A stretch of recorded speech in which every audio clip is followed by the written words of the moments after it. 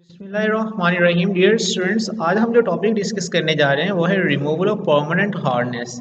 कि वाटर में जो परमानेंट हार्डनेस है उसको कैसे रिमूव किया जाता है। बच्चों, एज यू नो, हार्डनेस की टू टाइप्स होती हैं। एक होती है टेम्परेरी हार्डनेस जो कि कैल्शियम और मैग्नीशियम के बाइकार्बोनेट की वजह से होती है, और जो सेकंड टाइप है वो है परमानेंट हार्डनेस।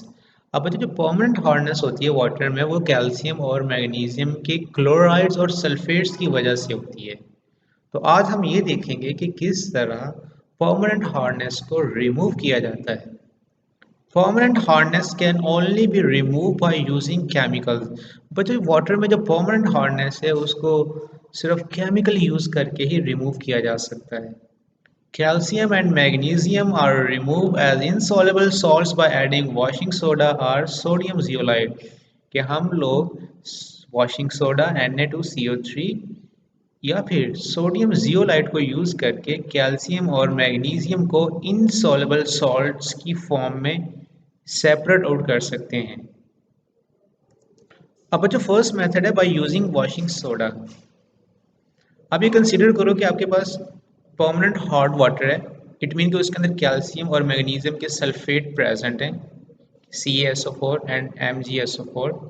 आपने उसमें क्या किया है, सोडियम कार्बोनेट को ऐड किया है, वॉशिंग सोडा को ऐड किया है। तो बच्चों, इन दोनों स्पीशीज़ की जो आयंस हैं ना वो एक्सचेंज होंगे और हमारे पास जो प्रोडक्ट बनेगी वो है ClCO3, calcium carbonate and Na2SO4, sodium sulphate. अब बच्चों, जो कैल्शियम के कार्बोनेट्स होते हैं या फिर मैग्नीशियम के कार्बोनेट्स, आपको पता है ये इनसॉल्युबल होते हैं, तो ये सॉलिड फॉर्म में नीचे सेटल डाउन हो जाएंगे। अब ये वाले जो सॉल्ट्स हैं ना, ये वाटर के अंदर सॉल्युबल होते हैं लेकिन ये वाटर को हार्ड नहीं बनाते। तो हम क्या करेंगे, वाटर को बच्चों फिल्टर कर लेंगे और इस तरह हमें जो वाटर मिलेगा वो सॉफ्ट होगा। अब बच्चों, सेकंड मेथड है यूजिंग सोडियम जियोलाइट। और बच्चों, ये वाला जो मेथड है ये आयन एक्सचेंज मेथड है। और बच्चों, इस प्रोसेस में हम जो यूज़ करते हैं वो है natural reasons like sodium zeolite को हम यूज़ करते हैं। अब जो सोडियम जियोलाइट है ना बच्चों, वो नेचुरली एक्टिंग रेजन है किस चीज़ की, सोडियम एल्यूमिनियम सिलिकेट की, NaLSiO3 की twice, which can also be prepare artificially. It is use for softening of water as domestic as well as on industrial scale. कि बच्चों, इस सोडियम जियोलाइट को आप लोग डोमेस्टिक लेवल पे मतलब घरों में भी और इंडस्ट्रियल स्केल पे भी वाटर को सॉफ्ट करने के लिए यूज़ करते हैं।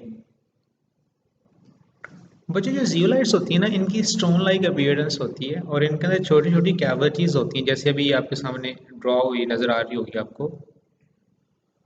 और एक्चुअली इन कैविटीज़ के अंदर आयन एक्सचेंज होते हैं और इन कैविटीज़ के अंदर आपको पता है सोडियम प्रेजेंट है। तो फॉर एग्जांपल हम लोग इसमें से परमानेंट हार्ड वाटर को पास करते हैं इसमें से, तो आपको पता है ये परमानेंट हार्ड वाटर होता है वो उसके अंदर कैल्शियम और मैग्नीशियम के सल्फेट्स और क्लोराइड्स होती हैं। तो बच्चों, जब हम हार्ड वाटर को सोडियम जियोलाइट में से पास करते हैं तो आपको पता है जो सोडियम है वो ज़्यादा एक्टिव मेटल है और कैल्शियम जो है ना वो लेस एक्टिव मेटल है। तो बच्चों, क्या होगा कि जो सोडियम है वो सल्फेट के साथ मिल जाएगी और बच्चों वो बना देगी Na2SO4, और यहाँ पे सोडियम की जगह अटैच हो जाएगी कैल्शियम और ये बना देगा कैल्शियम जियोलाइट। तो बच्चों, हमें पता है कि जो हार्डनेस होती है वो कैल्शियम और मैग्नीशियम के सल्फेट या फिर क्लोराइड की वजह से होती है। तो हमने यहाँ पे देखा कि जो कैल्शियम है वो अटैच हो गया जियोलाइट के साथ और सोडियम अटैच हो गया सल्फेट के साथ, उसने बना दिया सोडियम सल्फेट। और ये जो सोडियम सल्फेट है ये एक्वस फॉर्म में रहेगा वाटर में, और क्योंकि ये वाटर को हार्ड नहीं बनाता और इस तरह वाटर जो है ना वो सॉफ्ट वाटर में कन्वर्ट हो जाएगा। और बच्चों, इन रेजन्स को यूज़ करने का एक बेनिफिट ये भी होता है कि आप इन रेजन्स को लॉन्ग टाइम तक यूज़ कर सकते हैं। फॉर एग्जांपल, जब सारे के सारे आयंस एक्सचेंज हो जाएंगे तो ऑब्वियसली जो जियोलाइट है वो अपना पर्पस ख़त्म कर देगा, मतलब फर्दर यूज़ नहीं होगा। और फिर हम इसको फेंकते नहीं हैं बल्कि बच्चों हम इसको दोबारा फिर रीजनरेट कर लेते हैं।